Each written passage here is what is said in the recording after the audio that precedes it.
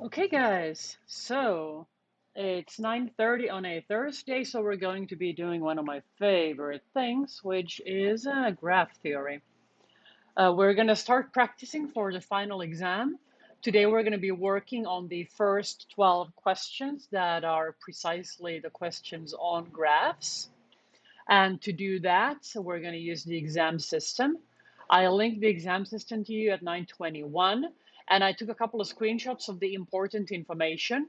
First of all, you need to remember that you have to do the exam based on information in your head. You will not be Googling, you will be not looking at your notes, you will not use a calculator. You don't use any other software or website or document except the exam system and Discord. And the only person you talk to on Discord is me. You do not even talk to the bot. You will have a sheet of paper for your calculations and to write down which option you pick in each question. This is mandatory. You have to write these things down. You can either use the formats that on the exam page, you can print it from there, or just a blank sheet of paper. You will use only one side of that sheet of paper. So you're going to practice again how to fit all of this stuff on one sheet of paper. You don't get to talk to other students during the exam, and you're going to have a total of 90 minutes to conclude. So it's really important that you look at the time when you start to make sure that the timer on the page is giving you correct information, and also set an alarm on your cell phone to alert you 15 minutes before your exam closes so you don't run out of time. We had a bunch of disorganized people run out of time in the midterm, and please don't do that. It's really unprofessional. It really doesn't speak well of your capability to behave as an adult when you simply lose track of time and you don't understand when you're supposed to be turning things in. Okay, so I'm going to make us an exam. We're going to work on the same one together. So just try to solve the ones I'm solving. And then afterwards, you generate your own exam, you practice on your own, and you post on Discord your results so that other people can see how you're doing and that you can also compare with them. So I'm going to put the student ID and the email, the same ones you're using for the homework. You need to click on final exam, and we are practicing. You guys probably will get your exam automatically in English, but I need to switch it because mine's automatically in Spanish. And I will generate one. I will patiently wait.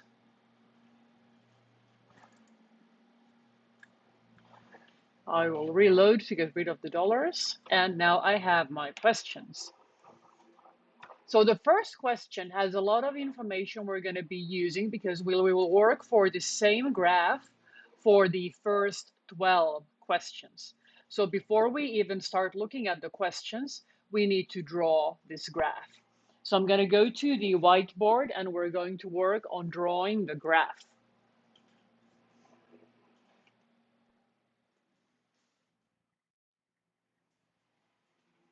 You're going to want to make your drawing as spacious as possible because you'll be answering 12 questions based on the same drawing. So take your time drawing it well. And we need to try to figure out what vertex has a lot of edges here. So I see A like 2 times. I see E a bunch of times. So let's make E my central vertex because I know it has a lot of connections. So E connects, for example, with G, and the connection between E and G, that's my second edge, it has a cost of 5. Who else goes with E? B goes with E, and B also goes with G. So let's put B down here so I can connect it to both G and E. So now B with E, it has a cost of 3. And G with B has a cost of 6. Okay, who else connects with E? The second one was EG, third one is BE. Then I have CE and also AE. Okay, so C and A both need to go with E, but C and A don't seem to go with each other. Okay, so let's fit an A here tentatively and a C tentatively over here. So the CE has a cost of 9, and the AE has a cost of 6. And I don't have one between A and C. What else do I have? I have A with D and C also with D. So we need to put a D close to both A and C. AD is my first edge. It has a cost of 1. My second edge, EG, it's already been put. BE also. AG, I don't have an AG yet. And now I'm in a bad position because my A and G are pretty far away. So I'm actually going to swap the A with the C to make this easier. So I'm going to put these guys the other way around. The 6 goes here and the 9 goes here. So the 1 goes here because the A goes here and the C goes here, so that I can connect A with G. A with G has a cost of 3. I also have a C connecting with an F, and D also connects with an F. So let's put it both close by. So CF has a cost of 4. CE has the 9, that's already been put. BG, it's already been put, it's a 6. AE, it's also a 6, already been put. DF is a 1. CD is a 1, it's already been put, but the 1 is missing. Where was the DA? DA was also 1. And then BD is a 9. Okay, now the BD is a slight bit unfortunate because it's going to be kind of ugly to draw. Let's move the F inside here. I'm going to reposition these numbers so they're not confusing. So C with F is a 4 and D with F is a 1. So I can take these guys out of here because I want to connect B and D with a 9. B and D is a 9, and this 1 applies to this one here. Okay, so this looks pretty decent. We just have to very carefully check that everything that's on the list is also on the drawing. So the first edge was AD costs 1. Correct, over here. Then I have EG with a cost of 5. It's over here. Then I have a BE with a cost of 3. Over here. AG with a cost of 3. AG with a cost of 3 over here. Then I have a CF with a cost of 4. It's over here. Then I have a CE with a cost of 9. CE with a cost of 9 over here. I have a BG with a cost of 6. BG with a cost of 6 is over here. I have an AE with a cost of 6 also. Then I have a DF with a cost of 1 here. I have a CD with a cost of 1 here. And I have a BD with a cost of 9 here. So I have all the edges and I don't have any imaginary edges. It's only the ones that are listed. Now I also need to make sure that I have all the vertices. I'm supposed to have A, B, C, D, E, F, G. I have A, B, C, D, E, F, G. Even if a vertex listed in V doesn't have any edges listed in E, it would still be part of the graph. So you really need to make sure you have the balls for all the vertices, because if I had like an H that wouldn't be connected with anybody, I would still have to put here the ball with the H. It's still part of the graph, even when it's not connected with the others. So I'm going to take a picture of this for you, and please vote green if you're fine with what's happened thus far. Vote yellow if you need a little bit more time to finish your own drawing, and vote red if there's something confusing that you do not understand, because everything we do today will be based on your capability of drawing this kind of an image. It should be obvious by now that it doesn't matter in which position you put the little balls. The thing that matters is that you do have these little balls and that the lines connecting them are the correct ones and that you associate the correct cost to each one. Today you can easily work with my drawing, it's fine. But when you practice for the exam on your own, you have to make yours. And you notice that I made many additions on it.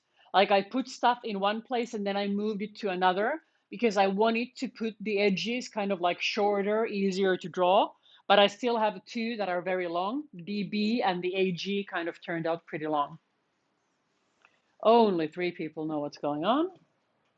And we have a spammer on Twitch. Let's block that one.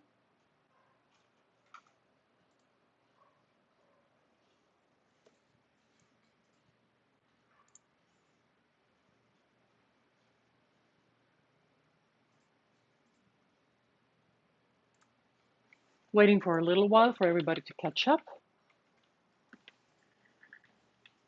Would be kind of nice to be talking to more than 3 people, considering there's like 55 of you signed up for the class. But a girl can't have everything. While you guys vote, I am taking a screenshot of the first 4 questions that we're going to answer based on this drawing. But I'm really hoping that I could get a bit more feedback on whether you guys know what's going on here. Let me try to turn the camera a little to reduce that glare.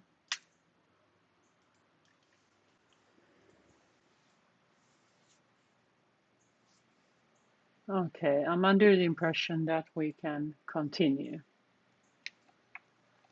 Okay, so the very first question is super easy. The very first question is, what's the order of the graph? Let's put the options up here top. So what's the order? The order means the cardinality of the vertex set. So that would be the N, that's the cardinality of V, which is how many balls do I have? I have 1, 2, 3, 4, 5, 6, 7, because I have A, B, C, D, E, F, and G. I have 7. So the order is 7, and that would be option D. So for question 1, we choose D. Question 2 is about the size of the graph. The size of the graph is denoted by M, and it's the cardinality of E. It's the number of edges that I have. So I have 1, 2, 3, 4, 5, 6, 7, 8, 9, 10, 11. When you're counting them from your drawing, you might easily count 1 twice or skip 1 because it's hard to keep track. So you can just count them looking at the exam itself. 1, 2, 3, 4, 5, 6, 7, 8, 9, 10, 11. And 11 for the question 2 is option C. So for question 2, we're picking option C. The third question is revisiting something we did in the homework. We needed to calculate the density of a graph, and we have a formula for this. The density, you can rewatch the class about the first part of the second half, the homework 3, if you're forgotten. The density is twice the number of edges divided by the number of vertices multiplying the number of vertices minus 1. So I have twice m divided by n multiplying n minus 1. I'm going to see if I have a GIF on this. Apparently we do have. I put one on Discord. I'll take a picture of the formula and then we'll make the calculation.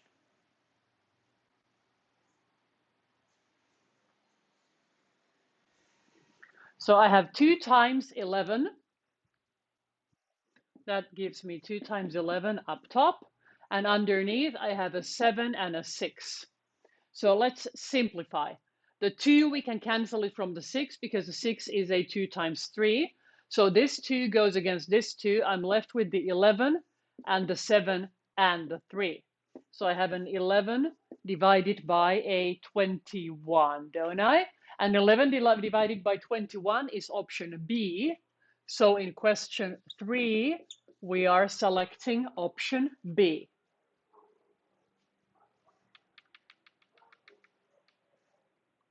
Question 4 is very related to the homework also. In the homework, we needed to find the maximum degree. Now we're being requested the average degree. And as I spoke of on the same day, we learned about density and size and order. You don't actually have to calculate all the individual degrees to get the average degree. Why was that? If I sum the degrees, let's write it here. If I sum all the degrees of the vertices, what do I get? When I sum all of the degrees, I'm actually counting each edge twice because it will count in the degree of the first vertex that takes part in it, and it will also count in the degree of the second one. So the sum of the degrees will necessarily be the same as 2 times m. And how many vertices do I have? I have n. So if I take twice m and I divide it by n, I get the average degree. So that's going to be a 22 divided by a 7. And 22 divided by a 7, it's option D in question 4. So we get 4D. I'm resetting the votes, and please vote green if you're fine with questions 1 to 4. If you need more time, yellow. If you have a question you need to clarify, red, please. I am in the meantime taking a screenshot of the next set of 4 questions we will be answering.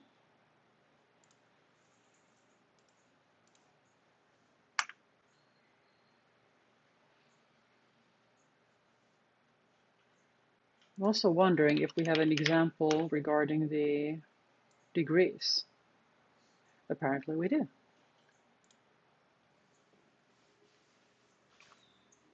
So let's wait a little while, maybe 10 people can catch on. I can take another picture of the whiteboard too.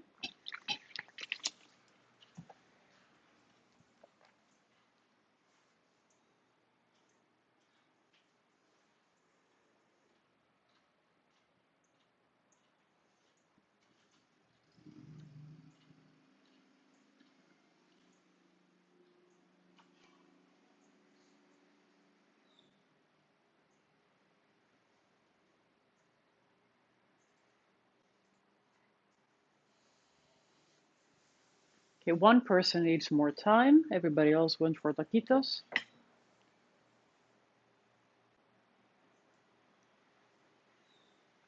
So this is really just remembering what do words mean. Order means how many vertices. Size means how many edges.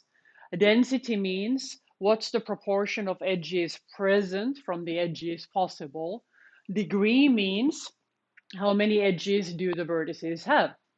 Average degree means how many edges do the vertices have on average.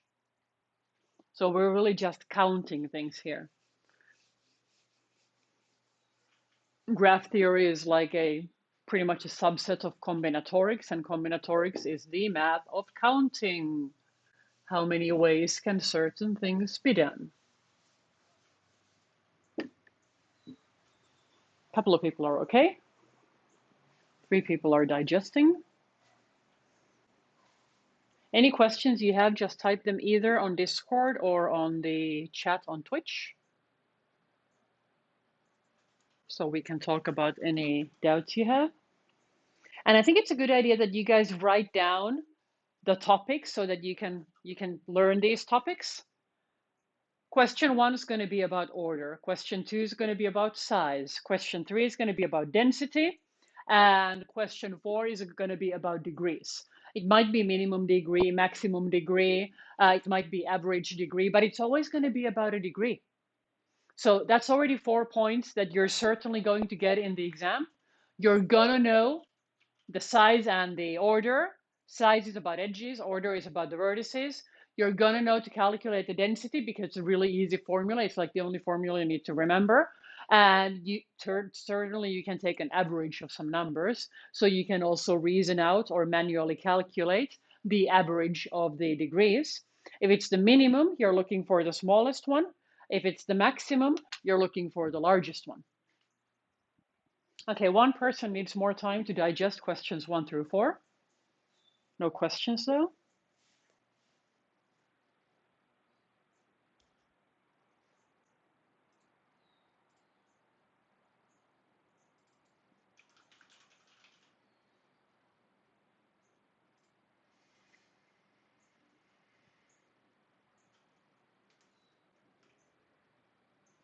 Luis, if you have any questions, please let me know.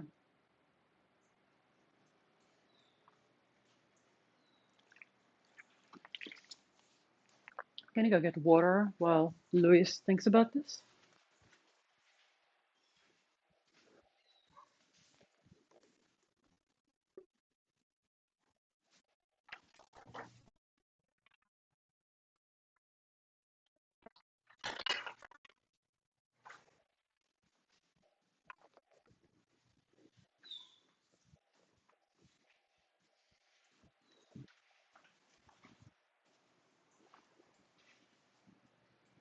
Okay, I think we're just gonna move on and hope Luis catches up eventually. Okay, so question 5, it's also related to our homework number 3. It's about an induced subgraph. So we're trying to figure out that if we induce a subgraph with a certain subset of vertices, what are the edges that will survive? So F, A, and E. This guy is F. This is A, and this is E. So now imagine everybody else fades away. Nobody else will exist. Only A, F, and E will exist. When all the other bubbles disappear, any edge that's connected to a disappearing bubble has to go. The EB cannot exist because B is going away. The EG cannot exist because G is going away. The only edge that will not go away is the edge between E and A, because it's the only edge with 2 surviving endpoints. All the edges connected to F are connected to vertices that disappeared, and all the other edges coming out of A and E likewise. So only one edge is able to make it when we take an induced subgraph by this subset in particular. That would be 5B. Only one edge.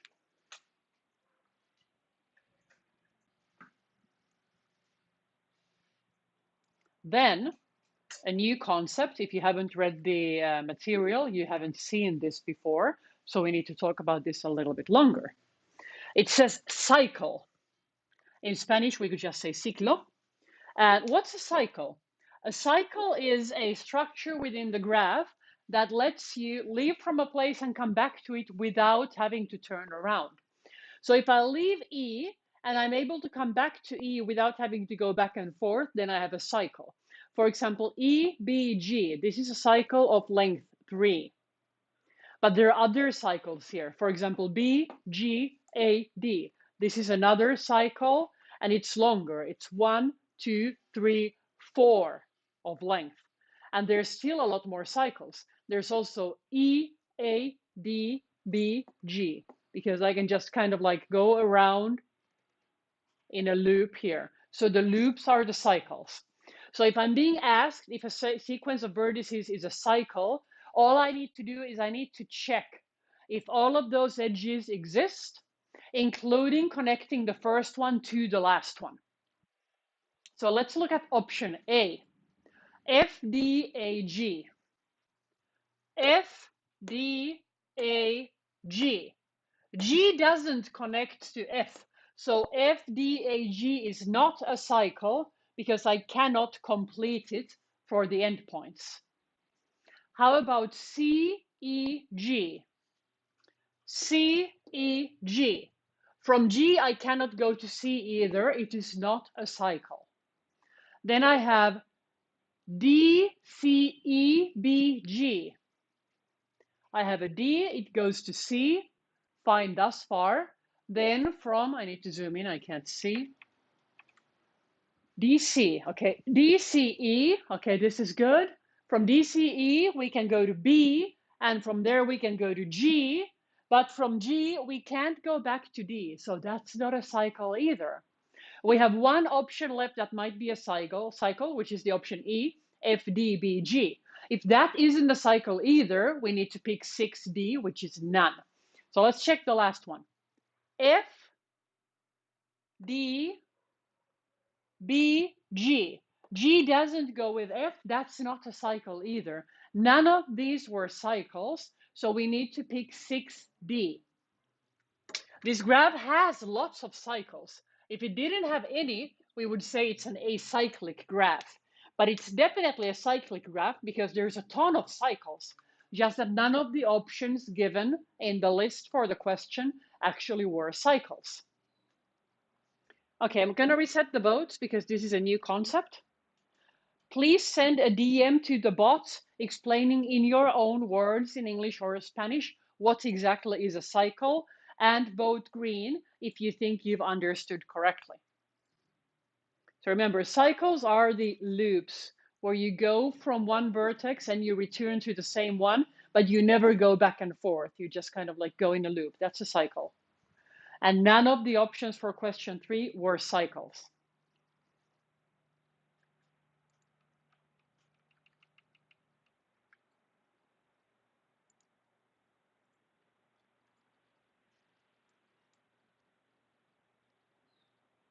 Okay, Luis says he's all caught up.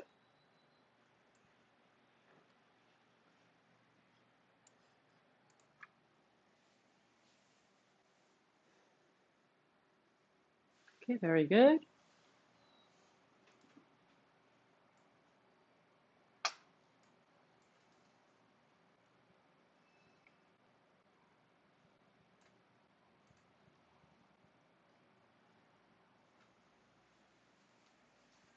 Five people are on board. I'm pretty sure I have an example of this on Discord as well. Let me try to get it from the bot. Oh, we don't have one. That's so sad. Maybe it's because it's such a simple concept.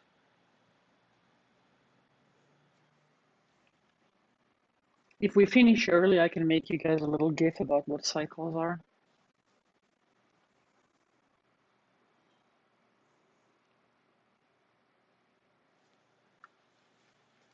I'll just link you something from the web.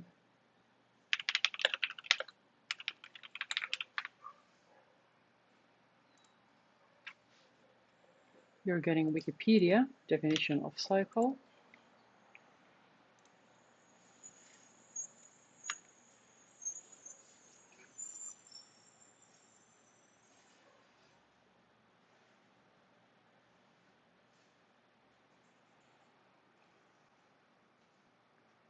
Okay, 6 people are fine. Nobody's reporting any trouble. So let's look at question 7. In question 7, it says, which of the following is the largest maximal click in G? So now we need to understand the words click, maximal, and largest. This shouldn't be horribly difficult. A click is a subset of vertices that are all connected to one another. For example, E and B are a click because E is connected to B and B is connected to E, and there's only 2 of them. Also, DFC, this is a click because all the 3 are connected to one another. Same with A, G, and E, those are clicks because everybody's connected. E, B, and G is also a click. So you could have a click of size 2, well, order 2, it looks like this, or a click of order 3, it would be a triangle. A click of order 4, you need to have like a square with like an X in between. And remember, they could be really distorted because they could be pretty far away in your drawing. And then a click of order 5, you would have to have a pentagram because everybody needs to be connected to everybody. And a click of order 6 has even more edges. So clicks are complete subgraphs, subgraphs that have all the edges present. So what does it mean that a click is maximal? Maximal means nobody else can be included in that click without losing the clickness property. For example, A, E, and B, they are a click of order 2, but they are not maximal because I could include G and it would still be a click. So if you can still make it grow while remaining a click, it's not maximal yet. It's maximal when you cannot add anything more to it. And what's the largest maximal click? It's the one that has most vertices in it. So here I can see easily that AGE is a maximal click because there's nothing else that connects to all three of them. Same with EGB. There's an almost 4 click. A and B are not connected, so A, E, B, G are not a click of 4 vertices, but it's near. It's just missing the 1. And here, for example, one might think that A, E, C, D, F would be kind of close to being a click, but the problem is that A and E are not connected to F, and also E is not connected to D, and A is not connected to C, so we're missing a lot of edges there. So how do we answer this question? We need to start looking at the options, figuring out which of them are actually clicks. If they are clicks, are they maximal? And if they are maximal, are they bigger than the other ones? So the first option, it says A and C and G and D. But A and C are not even connected. Since there is an edge missing, A, C, D, G cannot be a click. So that's not a click, we discard option A. The second option is EBG. We know perfectly well that this actually is a click. These guys, they form a click. And it's a maximal click because nobody else is connected to all three. A is connected to E and G, but not to B. So this is totally a maximal click, but we don't know yet whether it's largest. Now, if we look at the question, the other two options there are size of order 2, and the order 4, we've discarded it because it's not a click. So EG would also be a click, but it's not maximal. And CF is also a click, but it's not maximal either because it's missing D. Obviously, 7D is going to be a bad idea because it says none of them are the largest maximal click. And we already know this one's a maximal click, so it cannot be option D. So, in summary, 7A is not a click. 7B is a maximal click. 7C is a click, but it's not maximal. 7D, well, that's false because we already know that B is a valid answer. And then CF, it's also a click, but it's not maximal. So the biggest one of those that was actually a click and was maximal is the EBG, which is option B. So we're going to answer 7B. I'm going to take a little picture of those tiny clicks that I drew for you guys, and I'm pretty sure there's a GIF of this.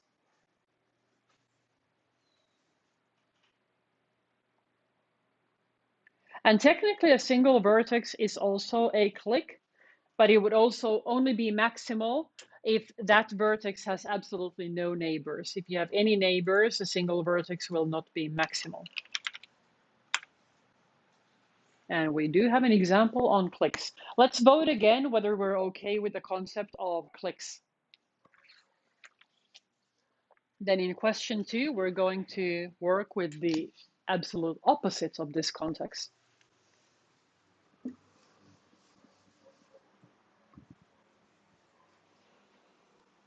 Vote green if you understood. It would also be fine if you could send a DM to the bot explaining in your own word what click means.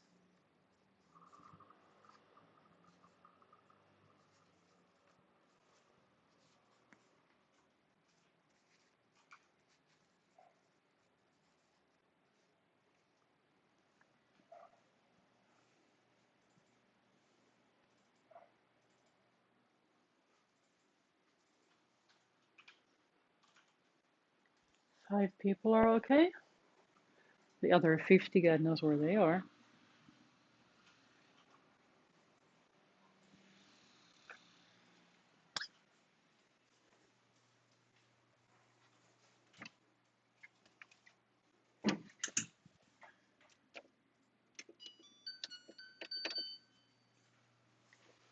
Okay, 7 people are okay. Let's continue to the question 8. So question 8 has a concept that's the polar opposite of a clique. It says independent set. Which of the following is the largest independent set in G? A set of vertices is an independent set if there are no edges. So whereas in a clique, you need to have all the edges, in the independent set, you cannot have any. So we just need to check if there are any edges among the vertices listed. If they have any edges at all, then they're not an independent set. If there are no edges, then it is an independent set, and we just need to pick the biggest one. So the first option starts, option 8A, starts with BG. BG are already connected. That's not an independent set. Then the second one is E with D. E and D are not connected to one another. So here we have this E, it's with this D, and there's no connection between them. So ED is an independent set. We just don't know yet whether it's the largest one. But we do know that 8C is false. It cannot be none because we already have one. Then the big one. A with F, fine thus far. A and F and C, nah, already gone. F and C are connected, so that large one with 6 vertices, that's not an independent set because F and C are connected. So we don't even have to check the others because we already know it isn't. And then G, D, C. Okay, D and C are connected, so that one isn't an independent set either. The only one of the options that was an independent set was E with D because there's no edge between them. So that would be 8B. 8B is an independent set. Nobody bothered to write me what cliques are, so let's see if somebody could be bothered to write me what independent sets are by sending a DM to the bot. And I'm resetting the votes so you guys can vote on whether you understood what independent sets are. I'm taking in the meantime another screenshot of the remaining questions. So we only have 4 questions to go for today because we're only working today with the graph-related questions. When we're done solving my graph-related questions, it'll be important that all of you generate your own exam and you try these same 12 questions with my explanation fresh in your head and see how many of them you get right. Okay, 2 people are fine with the independent sets.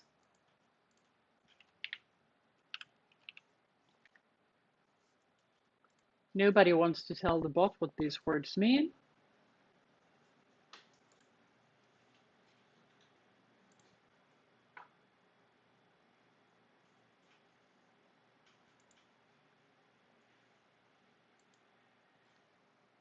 Two people understood independent sets.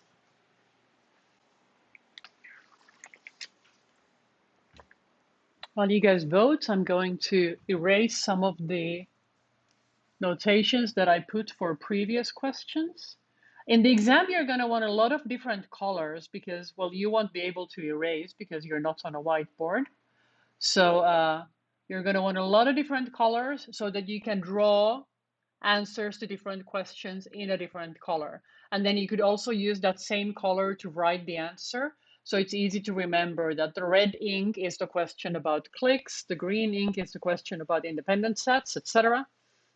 So that when you're checking your answers, you won't be confused.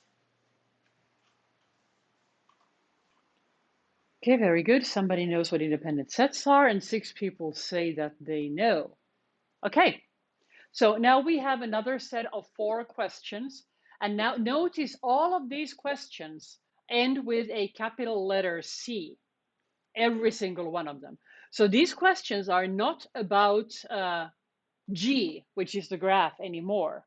They are about C. And question 9 will tell us what C means. Question 9 says, denoting the greatest connected component of G by C, what is the order of C? Okay, so what on earth is a connected component? A connected component is a subset of vertices that all have a path to one another. So there's one way to get there. So there's a way to get from D to G, from F to B, from C to E. Everybody has a way to get to somebody else. If I had some other edges and vertices here, like if I had this other separate island here, now my graph would be disconnected because I would have two components. This would be the first component, and it's larger because it has more vertices. And this here would be a second component, and that's smaller because it only has an order 3. Can't remember if I have an example of this. Nope, let's get Wikipedia.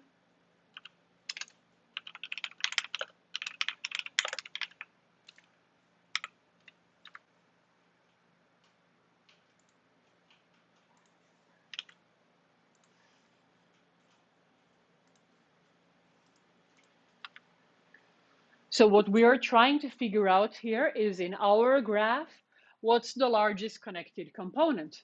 In the graphs that the exam system generates, there might sometimes be one or two vertices disconnected. If that's the case, you will be discarding them at this point. They will not take any part in the remainder of the questions because they are separate. They're like on an island apart. So you're just picking the biggest part of your graph where there are connections to kind of like communicate everybody with everybody else. And for question 9, you're just counting how many vertices do you have. So since my graph is entirely connected, it's its own largest connected component. So we have the same order than we had before in the graph, and that order was 7. So my question 9, correct option would be E, because 9E is 7, and I have 7 vertices remaining because nobody is disconnected. So this is really important you practice this. And if you get confused, please send a picture of your drawing so that we can look at your drawing and we can point out which of the vertices actually don't connect to the others.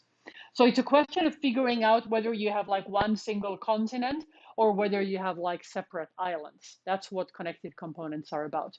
Can you guys please vote green if you feel confident about the concept of a connected component? It just means there's at least one way to get from everybody to everybody else.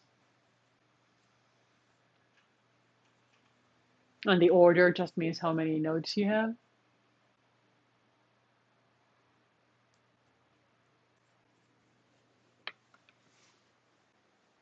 The reason why we have to work with the connected component becomes evident with question 10. Because in questions 10 and 11, we're talking about distances and diameters. These are also concepts we already learned with the third homework. And if you have a disconnected graph, you will have technically infinite distances because there will be vertices that you cannot reach. And if you cannot reach a vertex, then the distance isn't really well defined. And if you have undefined distances in a graph, then you cannot count its diameter. Because remember that the diameter is the largest distance, whereas the distance is the length of the shortest path. And none of this makes any sense if the graph is disconnected. So we will only be looking at the largest connected component when we do these calculations. So for question 10, I need to check what's the weighted distance from vertex C to vertex D. So I am starting from C and I want to go to D. There's plenty of ways to do this. I could go over here. I could go all the way over here. I could go up here. I could just go straight up. And the weighted distance refers to which of these paths has the smallest total cost. So if I go here, this would be a 9 plus 6 plus 1. That's a 16 total. If I go here, it's a 4 plus 1. It's a 5 total. The direct path has a cost of 1. So now the direct path gave me the shortest one because there is no other way to get a lower cost. So my answer is going to be 1, which is 10A. But now be careful, it's not always a single edge. Imagine that if this edge has a cost of 100, if this one had a cost of 100, then the cheapest one would be going through F, and my distance would be 5 because it would be 4 plus 1. So it doesn't have to be the direct connection. It has to be the path that has the lowest total cost. And it might not be the direct connection. So you really have to look at all the ways to get from C to D and figure out which one is the cheapest. And in this graph in particular, we were just lucky that there was a direct edge and that it was a very cheap one.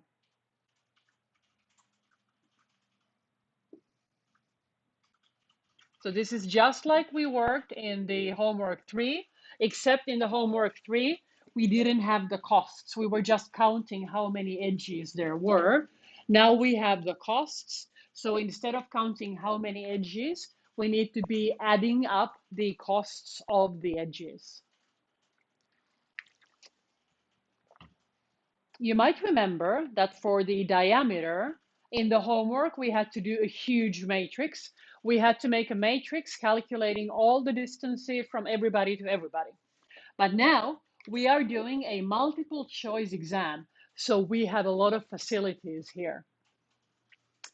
First option says 2. It's suggesting that the diameter would be 2. If I find any pair of vertices that I cannot connect with a cost of 2, then I know that 11a is false. To go from B to G, for example, this one costs 6. This one 3 plus 5. 3 plus 6 plus 3. There's no way to get from B to G with a cost of 2. So it's impossible that the diameter were 2. 2 isn't enough. I need at least 6 to be able to get from B to G. So the diameter cannot be 2, which is 11a. Let's write the options here so we can cross them out. So A says that it would be 2. B says that it would be 10. C says 7. D says 5. And C says 0. But since I already know there is no way to get from B to G with a cost lesser than 6, I know this is impossible, this is impossible, and this is impossible. So now I just need to figure out which of those two is the correct diameter, the 10 or the 7. So let's see if I find something that cannot be done in 7. Let's look at B and D. The direct cost is 9. Here it would be 1 plus 9 plus 3. Here it's 1 plus 6 plus 3. Here it's 1 plus 3 plus 6. So it looks like it's going to be more than 9 regardless, or at least 9 regardless where I go. I can't see any way to get from B to D in a cost of 7 or less. So it cannot be this one either. So I don't really need to know in a multiple choice exam which pair of vertices requires the exact 10. I just need to know that there's at least one vertex that requires at least 9 so that I can throw out all the other options. And then I don't actually have to do the calculation. So it's kind of cool to be able to circumvent the situation here. Well, the 10, at least it won't be D and E because there's a 7 with D and E. D and B was the 9. We could go over the matrix version kind of to check this, but you don't have to do it anymore. We already know that 11 is going to be B, but we can just calculate the, approximate the matrix to try to figure out which one it would be in case you manage to be unable to determine which of the options are impossible. So let's try the matrix just for learning purposes. But remember, it's going to be a big one because I need A, B, C, D, E, F, G. And again, A, B, C, D, E, F, G. So A with A is a cost of 0. A with B, there's a 6 and a 3, and a 1 and a 9, and a 3 and a 6. It looks like it's probably going to be 9. B with itself is going to be a 0. A with C, there's a 1 and a 1. So that sounds pretty cheap. C with B, there's a 1 and a 9 over here, a 9 and a 3, 1 and a 1 and a 6 and a 3. So it kind of looks like the CB is going to give us the 10 that we already know is going to be the diameter. A with D, that's just a 1. A with E, 6 seems to be the cheapest. A with F, 2 seems to be the cheapest. A with G, 3 seems to be the cheapest. Remember, you could use the Floyd-Warshall algorithm to do this exactly if we were doing it on a computer. B and D, there's a 9 directs and nobody else seems cheaper. B and E, the direct 3 seems to be the cheapest. B and F, there's a 9 and a 1, or a 3 and a 6 and a 1. Everything seems to cost at least 10. I'm writing this 10 in the wrong place. And then B and G have a direct connection of 6 and nothing else seems to be cheaper. Then the C and the D, they have the 1. C and E, the direct one's a 9, but there's a cheaper one if we go around because it's 1 plus 1 plus 6, so there's an 8 if we go all the way around. How about C and F? Through D is cheapest, that's a 2. And then C and G is all the way over here. 1, 1, 3, the 5 seems to be the cheapest way to go there. D with itself is going to be a 0. D with E, the 1 and a 6 is probably the cheapest, so that's a 7. D and F, that's just a 1, a direct connection. Then I have a D and a G.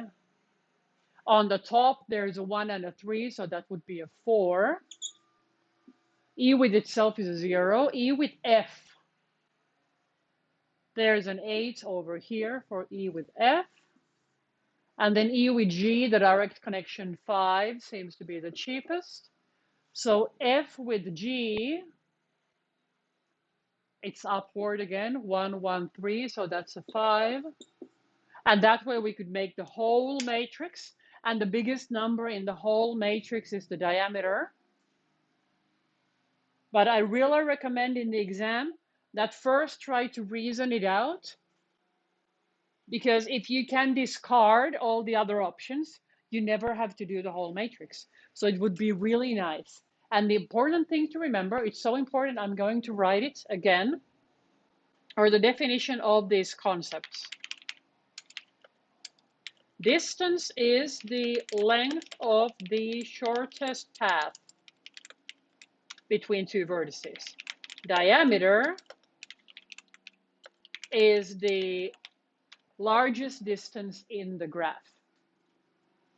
Can we please vote green if we're pretty much okay with distance and diameter? I really, really, really recommend reasoning instead of counting it all, because in an exam you're nervous and you're pressed for time. So it will take you a very long time to fill a matrix that's like 50 elements in total. And it would be much faster simply reasoning which of the options will be impossible so that you don't waste time in working on those. Then when you've answered all the 20 questions, if you want to make the whole matrix just to check, it's fine. But I would first do like an elimination thing, and then I would start working on other questions because I'm already confident that I found the answer.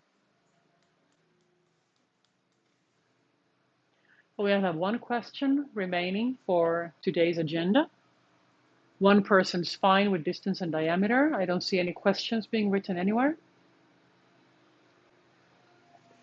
I'll wait for a little while.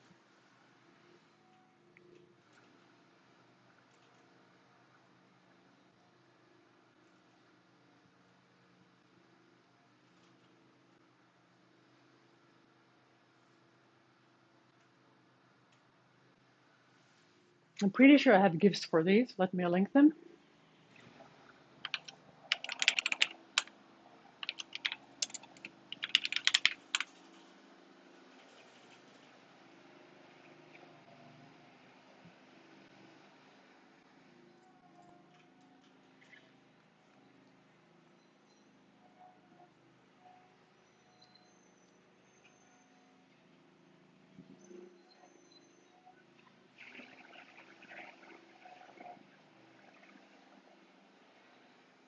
After question 12, I'm just going to link the Wikipedia pages for cycle and component because we don't have the GIFs for them in case you need to consult them with the bot.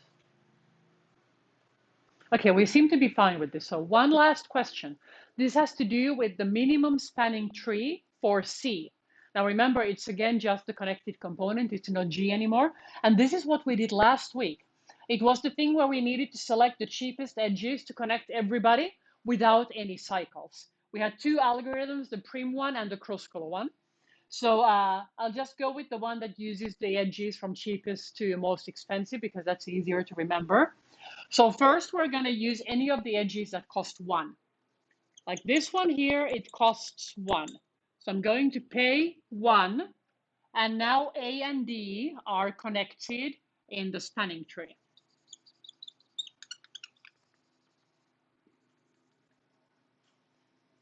Then I'm going to pick any of the other edges that cost 1. These both cost 1.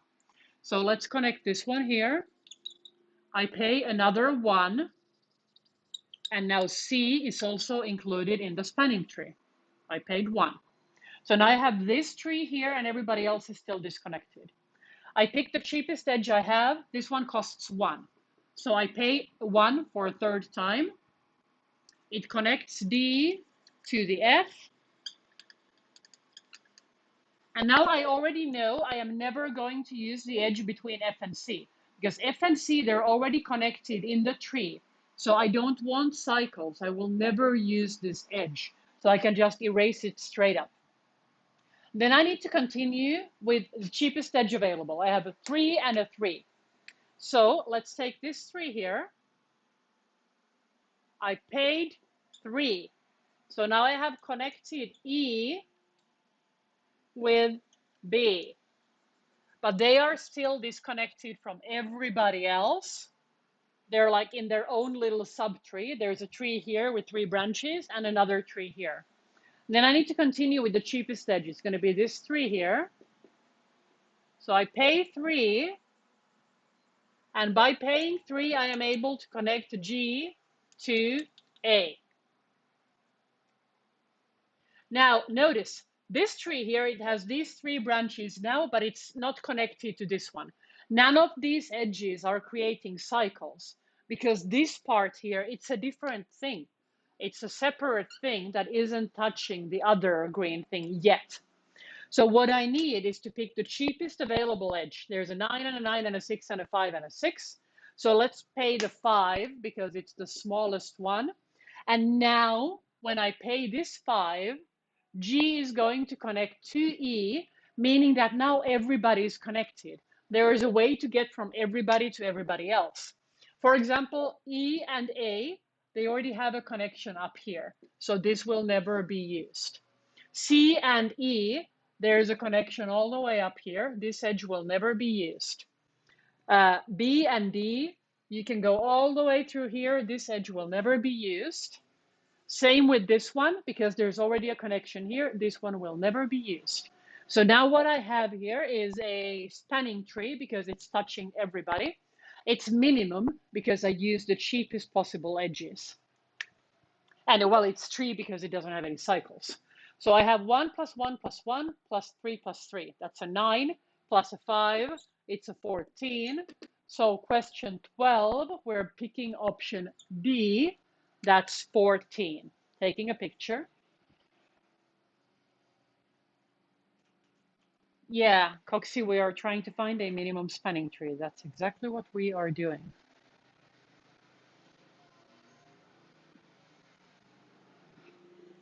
And I'm going to link the 2 GIFs on Discord of the 2 algorithms we used last week to calculate this exact thing. I'm resetting the votes. Let's vote on whether this is okay.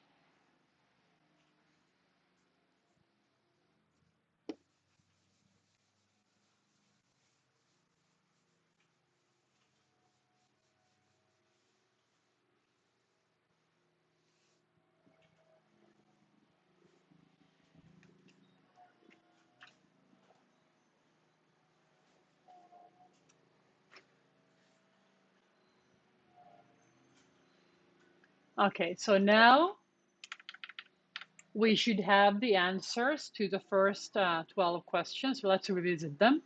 Order was 7. Size was 11. For the density, we had a 11 over 21. Whereas for the average degree, we had the 22 divided by the 7. The induced subgraph had only one edge. None of these were cycles. The largest maximal clique was this triplet, I think. 7b, yeah. And the largest independent set was, I think it was the ED, yeah, 8b. The greatest connected component had all of the vertices, so that was a 7. The weighted distance from C to D was a 1. For the diameter, we reasoned that it was a 10, and then we made the matrix that also had 10 as the largest number. And then the cost of the minimum spanning tree, we computed a 14. To be able to grade, we're just going to answer E for all of the other questions. We're not even going to read them because that's next week's job. You can notice that there's first going to be, I think, 6 questions about a binary tree, and then 2 questions about problems and algorithms. Once you've replied to all 20, you can grade. And apparently I broke something. Let me fix this.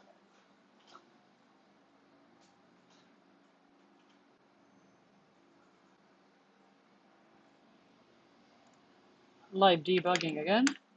This must be a problem with the translation to English.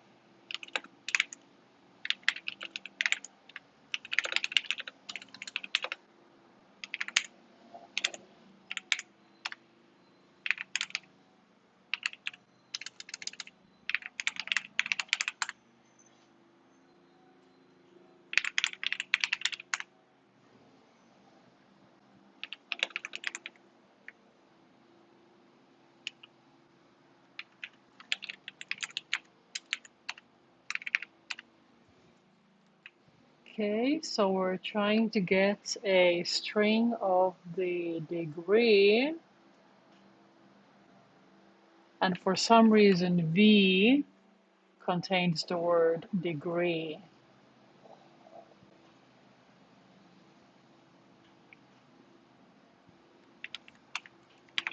Let's see what deg actually contains. Okay, it contains these things. And so what's V?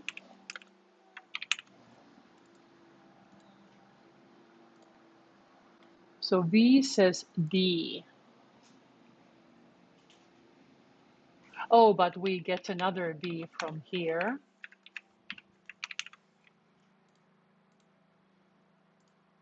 So it actually contains the word degree. So let's see what D contains. Average degree. So we're supposed to be getting the average degree.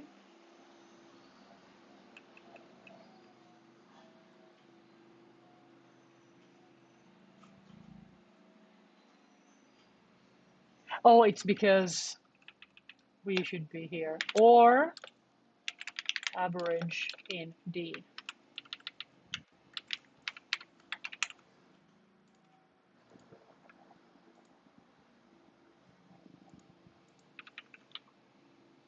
But I included a space that's not supposed to go there. And there we go. Okay, so first question, we were right. We should be right about questions 1 to 12. Correct, correct, correct, correct, correct. And I'll take screenshots for you for those questions. And I remember we guessed all the others. So with all the other questions, it really doesn't matter if we got them right because they were just guesses. We didn't even read them.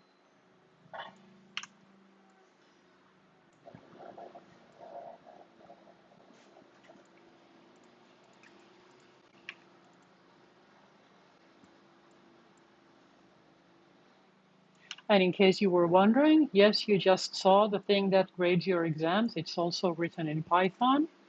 just like all the stuff you've been working on. So now 11 and 12. These were the last ones we actually worked on today. And it looks like we also guessed one of these remaining ones, correct? Apparently we guessed the first one right, but everything else was guessed wrong. Okay, so that's the important part today, knowing how to answer questions 1 through 12 of the final exam. And then the other thing that would be nice to do, that if you already have your 50 points from the homework, and you have already read the instructions of the project, please write here on the channel your idea for a project topic, and I will see if I find it suitable. If I find it suitable, we will register it. This doesn't have to happen today. It could also happen next week. But if you really want to get a good grade on the project, it would be better to get started today. But we don't have to have that part on Twitch. So just let's make a little poll if we're fine with questions 1 to 12. If we are, I'm going to close the stream and I'm going to stay with you guys on Discord for the project topic registration.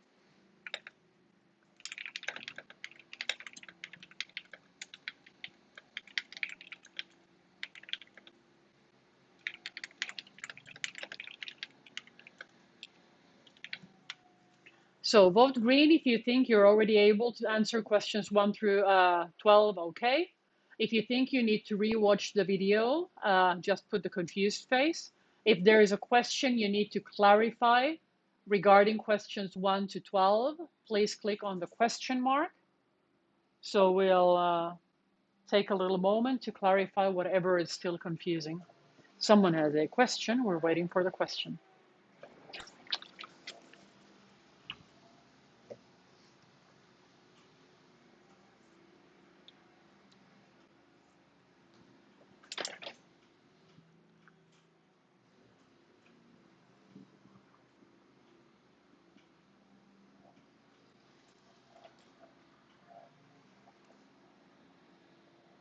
Mauricio, can we see the question, please?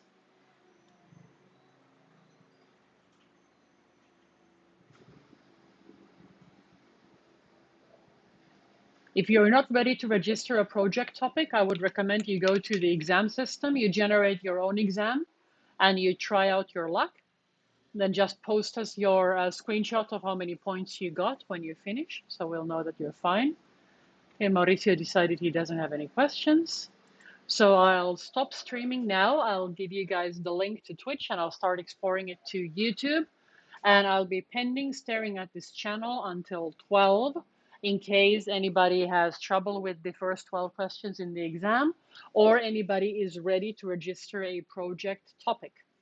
And at 12, I'm just going to start over what we just did now in Spanish in case you feel like you need a refresher. Take care.